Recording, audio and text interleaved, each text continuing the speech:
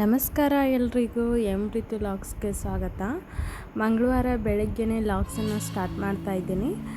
ಮಂಗಳವಾರ ಬೆಳಗ್ಗೆ ಬೇಗ ಎದ್ದು ಮನೆ ಮುಂದೆ ಕಸ ಗುಡಿಸಿ ರಂಗೋಲಿಯನ್ನು ಬಿಡಿಸ್ತಾ ಇದ್ದೀನಿ. ಮಂಗಳವಾರ ನಾಗರ ಪಂಚಮಿ ಆಗಿರೋದ್ರಿಂದ 2ನೇ ಹಾಲು ಮಂಗಳವಾರ, ಹೀಗಾಗಿ ನಾಗಪ್ಪಂದ ರಂಗೋಲಿ ಬಿಡಿಸ್ತಾ ಇದ್ದೀನಿ. ರಂಗೋಲಿ ಯಾವ ರೀತಿ ಬಿಡಿಸಿದ್ದೀನಿ ಅಂತ ನೋಡ್ಕೊಂಬನ್ನಿ.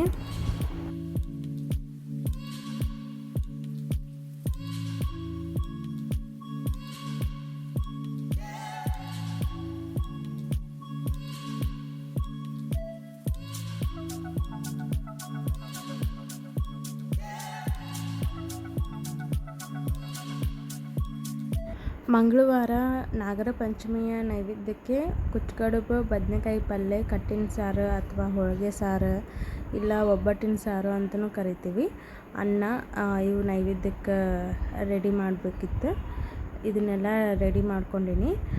ಯಾವ ರೀತಿ ಅಡುಗೆ ಮಾಡೀನಿ ಅಂತಂದು ಒಂದು ಸಲ ಲಾಗನ್ನು ಫುಲ್ ಡೀಟೇಲಾಗಿ ಚೆಕ್ ಮಾಡಿರಿ. ಮುಂಚೆ ಬೆಳಗ್ಗೆ ಫಸ್ಟ್ ಎಲ್ರಿಗೂ ಟಿಫಿನ್ ರೆಡಿ ಮಾಡಿಕೊಟ್ಟೀನಿ. ಟಿಫಿನಿಗೆ ಅವಲಕ್ಕಿ ರೆಡಿ ಮಾಡಿದ್ದೆ, ಮತ್ತು ಬೇಳೆನೂ ಕುದಿಯೋಕೆ ಹಾಕಿದ್ದೆ. ಬೇಳೆ ಸರಿಯಾಗಿ ಕುದ್ದಾದಮೇಲೆ ಅದನ್ನು ಒಂದು ಬಾಣಲಿ ಒಳಗೆ ಸೋಸ್ಕೊಂಡು 1 ಕಪ್ ಅಳತೆಯಷ್ಟು ಬೇಳೆಯನ್ನು ತೊಗೊಂಡಿದ್ದೆ. ಅದೇ ಕಪ್ ಅಳತೆಯಷ್ಟು ಬೆಲ್ಲ ಹಾಕಿ 2 ಏಲಕ್ಕಿ ಹಾಕಿ ಸರಿಯಾಗಿ ಬೆಲ್ಲ ಕರ್ಗೋತನ ಅದನ್ನು ಬಿಸಿ ಮಾಡ್ಕೋಬೇಕು. ಅಂದ್ರೆ ಕುದಿಸ್ಕೋಬಾರ್ದು, ಬೆಲ್ಲ ಕರ್ಗೋತನ ಅಷ್ಟು ಬಿಸಿ ಮಾಡ್ಕೋಬೇಕು. ಆಮೇಲೆ ಪಲ್ಯಕ್ಕೆ ಬದನೆಕಾಯಿ, ಈರುಳ್ಳಿ, ಟೊಮೆಟೊವನ್ನು ಕಟ್ ಮಾಡ್ಕೊಂಡಿದ್ನಲ್ಲ, ಒಂದು ಪ್ಯಾನ್ ಬಿಸಿಗಿಟ್ಟು ಪ್ಯಾನ್ ಕಾದಾದ ನಂತರ ಎಣ್ಣೆ ಹಾಕಿ, ಎಣ್ಣೆ ಕಾದ ನಂತರ ಜೀರಿಗೆ ಸಾಸಿವೆ ಹಾಕ್ಬೇಕು. ಜೀರಿಗೆ ಸಾಸಿವೆ ಚಟಪಟ ಅಂದಮೇಲೆ ಈರುಳ್ಳಿಯನ್ನು ಸೇರಿಸ್ಕೋಬೇಕು. ಈರುಳ್ಳಿಯನ್ನು ಫ್ರೈ ಮಾಡ್ಕೊಂಡು ಟೊಮೆಟೊ ಹಾಕಿದ ತಕ್ಷಣ ಉಪ್ಪು ಮತ್ತು ಅರಿಶಿನ ಪುಡಿಯನ್ನು ಸೇರಿಸ್ಕೊಂಡು ಎಣ್ಣೆ ಒಳಗೆ 2 ನಿಮಿಷ ಫ್ರೈ ಮಾಡ್ಕೋಬೇಕು.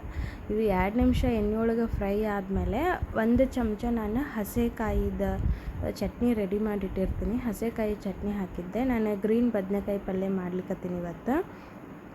ಇದನ್ನು ಹಾಕ್ಕೊಂಡು ಕೂಡ ನಾವು ಇದನ್ನು ಮಿನಿಮಮ್ 5 ನಿಮಿಷರ ನಾವು ನೀರು ಹಚ್ಚಲಾರ ಎಣ್ಣೆ ಒಳಗೆ ಫ್ರೈ ಮಾಡ್ಕೋಬೇಕು. ಇವು 5 ನಿಮಿಷ ಎಣ್ಣೆ ಒಳಗೆ ಫ್ರೈ ಆದಮೇಲೆ 1 ಸ್ಪೂನ್ ಸಹಾಯದಿಂದ ಇವು ಫ್ರೈ ಆದಾವೋ ಇಲ್ಲೋ ಅಂತಂದು ಚೆಕ್ ಮಾಡ್ಕೋಬೇಕು. ನಾನಿಲ್ಲಿ ಈ ಥರ ಚೆಕ್ ಮಾಡಿದ್ದೀನಲ್ಲ, ಎಣ್ಣೆ ಒಳಗೆ ಫ್ರೈ ಮಾಡ್ಕೋಬೇಕು. ಆಮೇಲೆ ನಾನು 4ರಿಂದ 5 ಚಮಚ ಶೇಂಗಾ ಪುಡಿ ಮತ್ತು ಕೊತ್ತಂಬರಿ ಸೊಪ್ಪು ಹಾಕಿ 1 ಲೋಟ ನೀರು ಹಾಕಿ ಇದನ್ನು ಮತ್ತು 5 ನಿಮಿಷ ಕುದಿಸಾಕಿಟ್ಟೀನಿ. ಆ ಕಡೆ ಕುದಿಸ್ಕೊಳಕ್ಕೆ ಇದನ್ನು ಇಟ್ಟೀನಿ. ಹಬ್ಬದ ದಿನದೊಳಗೆ ನಾವು ಎಷ್ಟು ಫಾಸ್ಟಾಗಿ ಕೆಲಸ ಮಾಡಿದರೂ ಕೂಡ ಟೈಮ ಸಾಕಾಗಂಗಿಲ್ಲ. ಇದನ್ನು ಒಂದು ಒಲೆ ಮೇಲೆ ಇದನ್ನು ಸೈಡಿಗೆ ಕುದಿಸಾಕಿಟ್ಟಿನಿ ಪಲ್ಯ. ಇನ್ನೊಂದು ಒಲೆ ಮೇಲೆ ಒಂದು ಪ್ಯಾನ ಬಿಸಿಗಿಟ್ಟು ನಾನು 5ರಿಂದ 8 ಲವಂಗ, 2 ಏಲಕ್ಕಿ, 8ರಿಂದ 10 ಮೆಣಸು ಮತ್ತು 4ರಿಂದ 5 ದಾಲ್ಚಿನ್ನಿ ಹಾಕ್ಕೊಂಡು ಸರಿಯಾಗಿ ಹುರ್ಕೊಂಡೀನಿ. ಇದು ಹುರಿದ ತಕ್ಷಣ ಒಂದು ಬೌಲಿಗೆ ಟ್ರಾನ್ಸ್ಫರ್ ಮಾಡ್ಕೊಂಡೀನಿ. ಇದಾದ ನಂತರ ಟೊಮೆಟೊ, ಈರುಳ್ಳಿ, ಕೊಬ್ಬರಿ, ಮೆಣಸಿನ್ಕಾಯಿ, ಕೊತ್ತಂಬರಿಯನ್ನು ಒಂದು ತಟ್ಟೆ ಒಳಗೆ ರೆಡಿ ಮಾಡಿ ಇಟ್ಕೊಂಡಿದ್ದೆ ಮುಂಚೆನೇ. ಫಸ್ಟ್ ಈರುಳ್ಳಿಯನ್ನು ಸಣ್ಣದಾಗಿ ಕಟ್ ಮಾಡಿರ್ತೀವಲ್ಲ ಅದನ್ನು ಫ್ರೈ ಮಾಡ್ಕೋಬೇಕು. 1 ಸ್ಪೂನ್ ಎಣ್ಣೆ ಹಾಕ್ಕೊಂಡು ಅದನ್ನು ಫ್ರೈ ಮಾಡ್ಕೋಬೇಕು. ಹಸಿ ವಾಸನೆ ಹೋಗೋ ತನಕ ಇದನ್ನು ಫ್ರೈ ಮಾಡ್ಕೋಬೇಕು. ಬ್ರೌನ್ ಕಲರ್ ಆಗಬೇಕಿದು. ಅದಾದಮೇಲೆ ನಾನು 5 ಮೆಣಸಿನ್ಕಾಯಿ ತೊಗೊಂಡಿದ್ದೆ, ಹಸಿ ಮೆಣಸಿನ್ಕಾಯಿ. ಇವು ಅಷ್ಟೇನು ಖಾರ ಇಲ್ಲ, ಹೀಗಾಗಿ 5 ಹಸಿ ಮೆಣಸಿನ್ಕಾಯಿ ತೊಗೊಂಡಿದ್ದೆ. ಖಾರ ಜಾಸ್ತಿ ಇತ್ತಂದ್ರೆ ಕಮ್ಮಿ ತೊಗೋಬೋದು.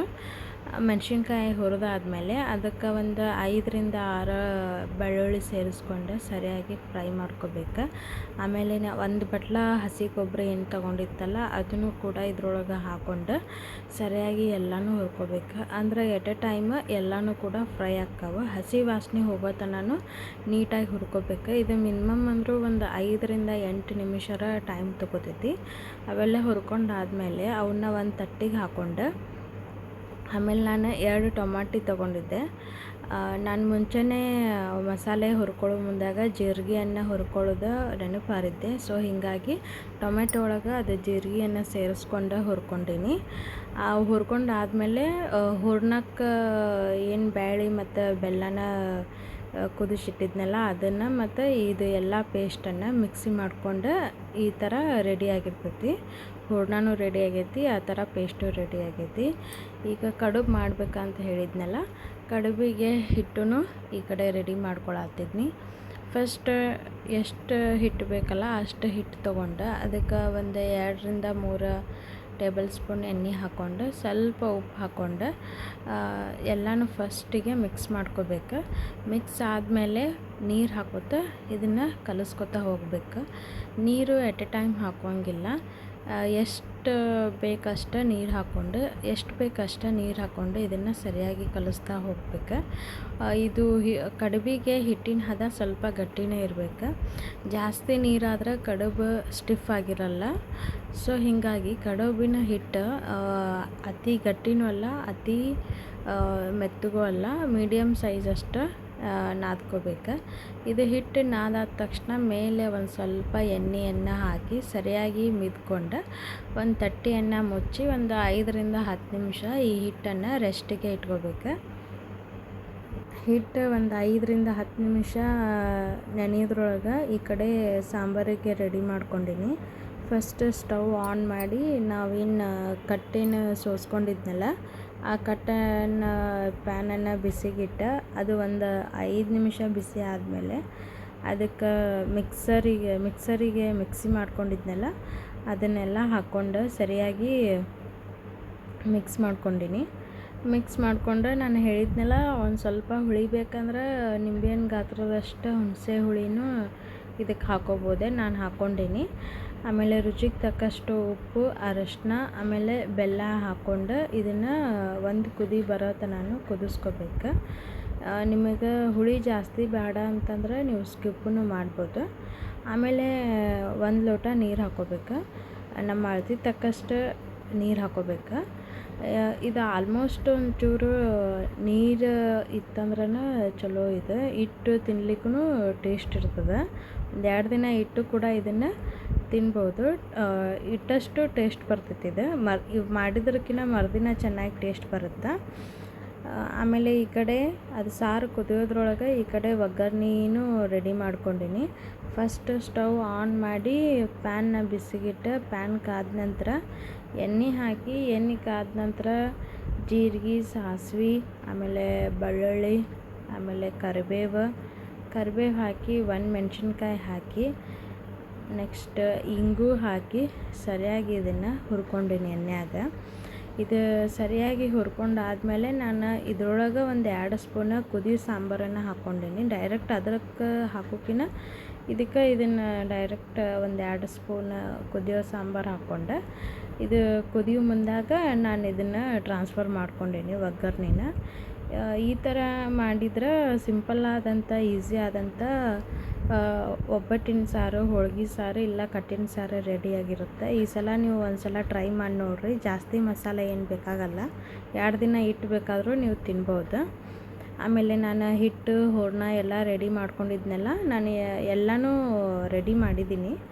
ಆಲ್ಮೋಸ್ಟ್ ಒಂದು ಯಾವ ರೀತಿ ಲಟ್ಟಿಸಿ ಹೂರ್ಣ ತುಂಬೋದು ಅಂತಂದು ತೋರಿಸ್ಕೊಟ್ಟೀನಿ. ವಿಡಿಯೋ ಪೂರ ನೋಡಿರಿ, ಗೊತ್ತಾಗ್ತೈತಿ. ಆಮೇಲೆ ಸ್ವಲ್ಪ ಹಿಟ್ಟು ಉಳಿದಿತ್ತು, ಪೂರಿ ಕೂಡ ಮಾಡ್ಕೊಂಡೀನಿ. ಪೂರಿ ಕಡುಬು ಎಲ್ಲ ತುಂಬುದಾದ್ಮೇಲೆ ಒಂದು ಕಡೆ ನೀರು ಕಾಯಕ್ಕಿಟ್ಟೀನಿ, ಒಂದು ಕಡೆ ಎಣ್ಣೆ ಕಾಯಕ್ಕಿಟ್ಟೀನಿ. ಒಂದು ಕಡೆ ನೀರಿಗೆ ಕೊಚ್ಚಗಡುಬು ಮಾಡ್ತೀನಿ, ಒಂದು ಕಡೆ ಕರಿಗಡುಬು ಮಾಡಿ ನೈವೇದ್ಯ ತೋರಿಸಿದ್ರೆ ಆತು. ಮಂಗಳವಾರದ ನಾಗರ ಪಂಚಮಿ ಹಬ್ಬಕ್ಕೆ ನೈವೇದ್ಯ ಎಲ್ಲ ಐಟಮ್ಸು ರೆಡಿ ಆಗ್ತಾವೆ. ಈ ಚಾನಲ್ ಹೊಸ ಚಾನಲ್ ಇದು. ಎಲ್ಲರೂ ಈ ಚಾನಲ್ಗೆ ಸಪೋರ್ಟ್ ಮಾಡಿರಿ, ಲೈಕ್ಸ್ ಮಾಡಿರಿ, ಸಬ್ಸ್ಕ್ರೈಬ್ ಮಾಡಿರಿ, ನಿಮ್ಮ ಫ್ರೆಂಡ್ಸಿಗೆಲ್ಲ ಶೇರ್ ಮಾಡಿರಿ. ಈ ಚಾನಲ್ಗೂ ಕೂಡ ನೀವೆಲ್ಲರೂ ಸಪೋರ್ಟ್ ಮಾಡಿರಿ. ಒಂದು ಸಲ ನೀವೆಲ್ಲರೂ ಕುಚ್ಚುಕಡುಬು ಟ್ರೈ ಮಾಡಿ ನೋಡಿರಿ. ಇವು ಕೂಡ ಟೇಸ್ಟ್ ಚೆನ್ನಾಗಿ ಬರ್ತಾವೆ. ಬಿಸಿ ಬಿಸಿ ಆದಂತಹ ಕುಚ್ಚುಕಡುಬು, ಕರಿಗಡುಬು, ಬದನೆಕಾಯಿ ಪಲ್ಯ ಮತ್ತು ಕಟ್ಟಿನ ಸಾರು ರೆಡಿ ಆಗೈತಿ. ಎಲ್ಲರೂ ಈ ಚಾನಲ್ಗೆ ಸಪೋರ್ಟ್ ಮಾಡಿರಿ. ಈ ಚಾನಲ್ಗೆ ಲೈಕ್ಸ್ ಕೊಡಿರಿ, ಶೇರ್ ಮಾಡಿರಿ ನಿಮ್ಮ ಫ್ರೆಂಡ್ಸಿಗೆಲ್ಲ. ಧನ್ಯವಾದಗಳು.